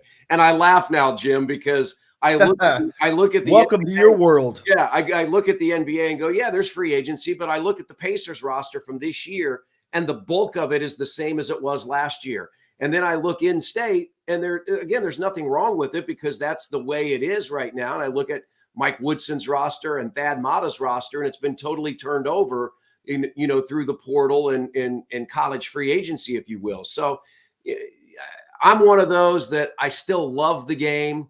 I love to watch the games. I try as best as I can to put this other stuff maybe on this shelf and then try to just watch the game. But it does become incredibly hard, as you said, when you don't know what the playing field is and where's the level. And that's just something, we've always dealt with. We're probably going to always deal with it. And we just have to try to enjoy what we have. Yeah, and I don't remember. Were you with us last week? No, I was not. So we have not had the opportunity to talk to you since Bob Knight has passed away. And I know that just having worked in college basketball, having worked in the state of Indiana in basketball, he is just part of anybody that's worked in the game in some way or fashion probably has interactions or connections to Bob Knight. Yeah, I was very lucky from the standpoint. My dad was a high school coach, and I go back to the 60s and the 70s, when Bob Knight was at Army and before he came to Indiana. My dad became an acquaintance of him through Tate's Lock. Tate's Lock was the coach at Miami of Ohio, and we lived in Oxford. My dad was the high school coach at Talawanda. In Oxford, Ohio. And so, so my dad, when he was alive, would always tell us stories about coaching clinics with Coach Knight, that they'd be in their hotel room at 2 a.m. and there'd be a knock at the door and they'd open it up and it'd be Bob Knight holding a film projector because he wanted to watch, not video, but, film of, motion offense and that kind of stuff. So, yeah, I was very fortunate from that standpoint. With all the things, you always had to be worried when you're in the media about Bob Knight, if you asked him the right question and all that. I was very fortunate, I think, because of my dad, that I think Coach Knight took it easy on me, in all the times that I was around him. But, he, legendary coach, did so much for the sport. And, we have Pat Knight, his son, is a scout for the Indiana Pacers. And so I've gotten to know Pat, the last number of years as he's worked for the Pacers. And, such a loss. You hate to see, to lose somebody like that. But I know that the final years of Coach Knight's life were tough with the health. So, may he rest in peace. And, he gave us a lot in the state of Indiana. Yeah, Pat, a friend of the show, and I've known him since we were in college at the same time. He was on our post-game show from Las Vegas last year when Indiana played Arizona with Dean Garrett. And he thanked the Pacers organization for allowing him, because he lives in Las Vegas. Yeah. But he was back here for, I don't even know how long, but he was spending several days during the week down here with his dad. And I know he thanked the Pacers organization for allowing him to do that. I saw that post as well. So the Pacers, obviously, they understand. And I'm sure that there's a relationship between Bob Knight and the Pacers, even though he was not a pro coach and didn't approach that. But there's just always that professional courtesy. Oh, absolutely. There's no question about that. I mean, Rick Carlisle on Monday, I'm trying to think, Saturday or Monday, all these games have run into each other since we've had a 5-game homestand. But he came out for the national anthem, and he came out to the floor before the game in a red sweater to honor Coach Knight. So it was pretty cool. I did not see that. I saw that Michael Lewis did the same thing, although Ball State, the Cardinals are red. Yeah. But he does not usually wear a sweater, and he wore the red sweater. So that was very cool. I did not see that on Coach Carlisle. So that's awesome to see. Well, brother, I appreciate you so much. Enjoy the game tonight. Okay. I've got to get on a flight, or I would be there. I have not been able to make it to a Pacers game yet, but as soon as I get back, hopefully can start adding that to the – I don't have any much else to do, so I thought I'd add getting up to Pacers games as well. But, brother, we look forward to it. Thank you so much. I appreciate you. Tell Augie we said thanks as well. Have a great day. Chris Denari joining us here on Indiana Sports Beat Radio. We've got more coming up, and we'll be back with it from the Golf Club at Eagle Point Studios right after this. We'll be right back to the Golf Club at Eagle Point Studios for more Indiana Sports Beat Radio with Jim Coyle, presented by Wow Food Group and Andy Moore Honda of Bloomington. That'll be a great clip from Denari from the 135 mark on. Mm-hmm.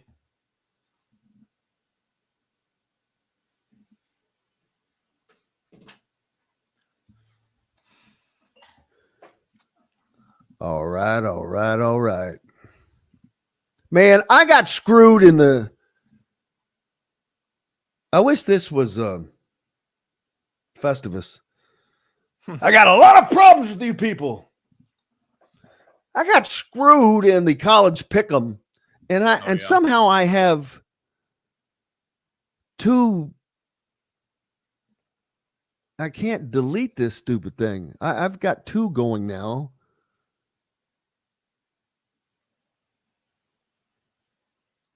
But anyway, last week, I forgot to do it until like 12:05. So I jump on.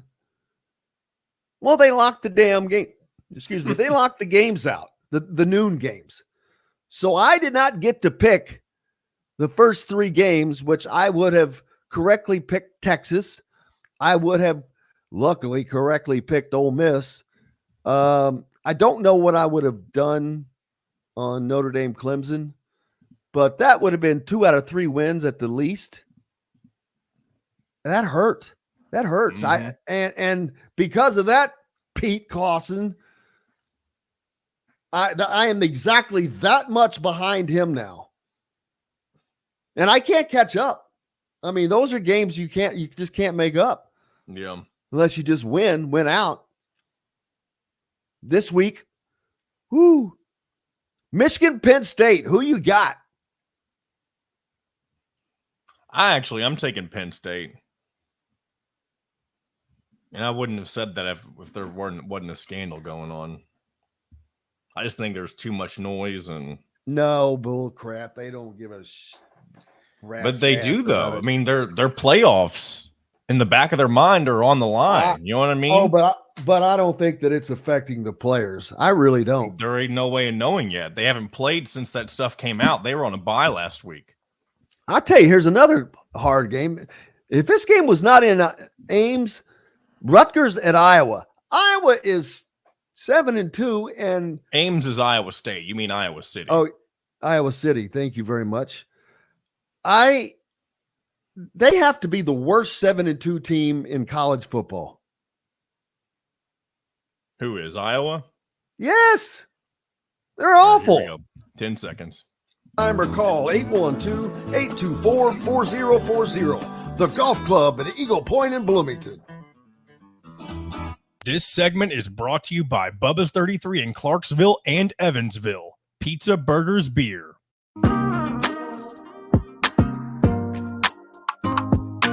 Now back to the Golf Club at Eagle Point Studios for more Indiana Sports Beat Radio with Jim Coyle, presented by Wow Food Group and Andy Moore Honda of Bloomington. Welcome back, Indiana Sports Beat Radio here on this Thursday. Hope you're doing well. Just finished up with Chris Denari. Nice piece there on Coach Knight. Looking over at our college pick'ems. Don't forget to go get your selections. Last week, Jason Woodard was the winner. He had 8 of 10. And overall, first place, Jason Wolverman. There's a 4-way tie for second place. Let me pull that up and see who all that is. You got Jason from Fort Wayne, Bill Evans from down in Southern Indiana, Jason Spiegel, and Dr. Drew Jones, all at 68-32, locked in a 4-way tie there at second. You know, sixth place is just one game back. I'm down in 14th right now, but I was talking about it in the break that I forgot to make my picks last week until like 12:05. And I was hoping, like, on gambling apps, they give you a little time, especially if nothing has happened. But yeah, did not so much with the pick'ems. They locked me out of the first 3 games, and man, that kills me. That's 3 games that I cannot make up. So I'll just have to take my medicine and deal with that. But make sure you get your picks in this week. The selections start with Michigan at Penn State. Who you got in that game? Who do you think is going to win that game? I don't, first of all, I don't know how good Penn State really is. Indiana made them look pretty damn normal. Michigan has beaten no one. They crushed Indiana, but that was at home. They probably knew everything that they were going to run. This is going to be an intriguing game. I'm telling you, just because of so much of the unknown. John thinks that it's going to affect their play, John Boy. Why is that? Well, not to mention this game is at Penn State, correct? They're playing in Happy Valley. Yes, I mean, that's Happy Valley. And I know it's not a whiteout. They're not playing at night. They're playing at noon and all that kind of stuff. But Michigan hasn't played a game since all of this has come out about them. Maybe I'm not wrong about that, right? I know I said that earlier during the break. They had I do a remember bye when this week first. last This week. has been going on for a while now. When this first came out, Michigan was heading into a bye week, and I could be wrong, but I do believe this is their first game. I'm trying to double check this right now. I think do you're believe right. this is Michigan's first game since all this came out with the scandal. No, excuse me. They played Purdue this past week, so that is incorrect. I am Well, glad then that means you were correct. They didn't play anybody. They haven't played anyone since. But you could say that they haven't played anyone all year. Here's the other thing, and this doesn't have anything to do with the scandal, but this is Michigan's first game against anybody who is like on their same tier of talent level. The closest thing they've had to probably the type of talent that they normally face was Nebraska on the road, and they beat them 45-7. The best team they faced in terms of record is a team is that Rutgers. lost to Michigan State. And Rutgers is they beat them 31-7. Michigan hasn't been challenged. No, and that doesn't mean that they can't destroy everybody on their schedule. Maybe they are that much better than everybody, but we'll have to wait and see. I think Penn State's going to win this game. Penn State kind of has their back against the wall, at least when it comes to what their program expects of them. They're tired of being third place behind Ohio State and Penn State. And they kind of have a great opportunity in front of them with all of the noise surrounding this Michigan program. And I know, Jim, you think that it may not be as big of a factor as some may think. But this will be not only their first test of the season, but their first test since they've been dealing with this. So let me read you Michigan's schedule: East Carolina, UNLV, Bowling Green, Rutgers, Nebraska, Minnesota, Indiana, Michigan State, Purdue. That's who they've played so far. Not a single ranked team, not one in their 3 non-con games: Bowling Green, UNLV, and East Carolina. Nobody. Ohio State was playing Notre Dame and beating them, I believe. And Penn State, then they have Maryland. And they finish up, of course, with Ohio State. So they're only 2 games of substance do not come until week 10 and week 12. It's Maryland's not a cakewalk, especially. I mean, I know they've kind of struggled as of late, but on the road at Maryland, it's probably your third toughest game on the schedule. So you're playing your 3 toughest opponents on the final 3 weeks of the season. Yeah, and I hate to keep banging on the Washington thing, but there's a reason why. Look at the difference in freaking schedules, man. It's mind-boggling.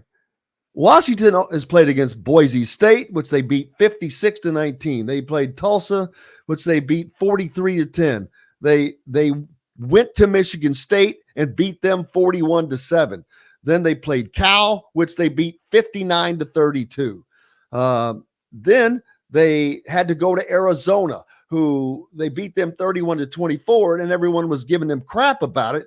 But Arizona turns out, they're ranked now because they're a lot better than people thought that they were. Then they play Oregon, and they beat them, and Oregon's the number 6 team in the country. Then an Arizona State game, which they had a sickness running through the team, which they get by that game. They put 42 points up against Stanford. Then they go to USC, who was ranked, and put 52 points up against USC. Now they are playing Utah, another ranked team. Then they play Oregon State, who's been ranked all year. Then they end the year in the Apple Cup against Washington State, who was ranked for most of the season, but still has one of the most prolific offenses in the country. That's the difference I'm talking about. Look at the difference in the body. Everybody keeps talking about body of work. What body of work does Michigan have? They've got a cheating scandal going on and have played nobody, but yet all these AP writers are voting them like they're I started to say something I didn't want to say, but like they're the second coming. I don't get it. I do not get it. What are they basing this on?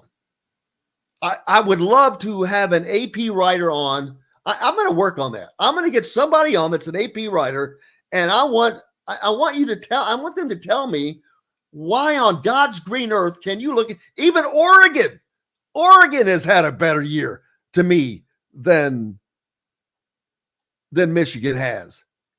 Hell, their damn schedule is the same. It's just as tough. All these guys in the Pac-12 are playing all these ranked teams. Oh, well. It'll all settle itself out. I don't want to see Michigan make the college football playoffs. I'll be honest with you. I can't stand cheating and all that crap. And the good news, if Penn State can get their act together, then that may Penn come State or Ohio State. The only way it doesn't happen is if they lose to Penn State or Ohio State, because they're not going to lose in the Big Ten championship game. They're going to play the worst 7-2 team in the history of the Big Ten and the history of college football. My God. Now, real quick, I know we've only got a few minutes left. But you said this during the break. Why do you think Iowa at 7-2 is the worst to have that record? Well, they suck. First of all, they now they suck on offense. Yes, but that doesn't mean that they suck. They just suck on offense. They can't score. If you What's can't the difference between being a team that can't score and a team that can't stop anybody? If you're winning your games 52-49 versus 14-7, if you can't stop anybody, you're not going to win. If you can't score, you're not going to win. It's either way, but they're finding ways to win. They're still 7-2. Yeah, but they're playing a lot of Big Ten West teams. The Big Ten West is horrible this season. That's not been something that has been unknown. They've already announced that the offense has been so bad that the offensive coordinator is done at the end of the season. So that's how bad it is. You're not coming back. I never said that the offense for Iowa was good, but I just don't think that means that they're a bad team overall. You can have a bad offense and still find a way to win games because your defense is so good. Yeah, well, I think that they're not good. They've beaten Utah State, Iowa State, Western Michigan. They lost to Penn State 31-0. Bingo. 31-0. They lost at home to Minnesota 12-10. 1 minute. It's like a baseball score. They beat Northwestern 10-7. I think it's kind of funny. Man, I can't thank everybody enough. Today, of course, Stephen Bardo. Make sure you go to bardostribe.com. Tyler Smith from thehoosier.com. Make sure you go there and read everything they've got up and going on Indiana basketball, football, and recruiting news. Chris Denari, of course, from the Pacers. John, the producer, for keeping us between the white lines. Most importantly, thanks to you guys. Without you, we have no reason to be here, and we are grateful for it. Back tomorrow, Bob Kravitz, Zach Osterman, and who else, John? Linda Gunn, she coming on tomorrow? Was that supposed to be today?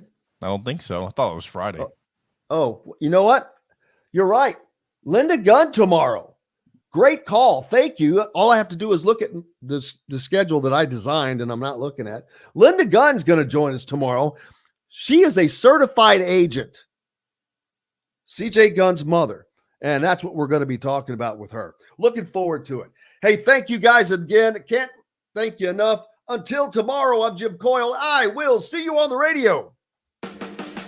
Thanks for listening to Indiana Sports Beat Radio. Be sure to subscribe to our YouTube page for more clips and team coverage of Indiana basketball, football, and more. You can also find full episodes and tons of other content on thehoosier.com. We'll see you next time for another edition of Indiana Sports Beat Radio.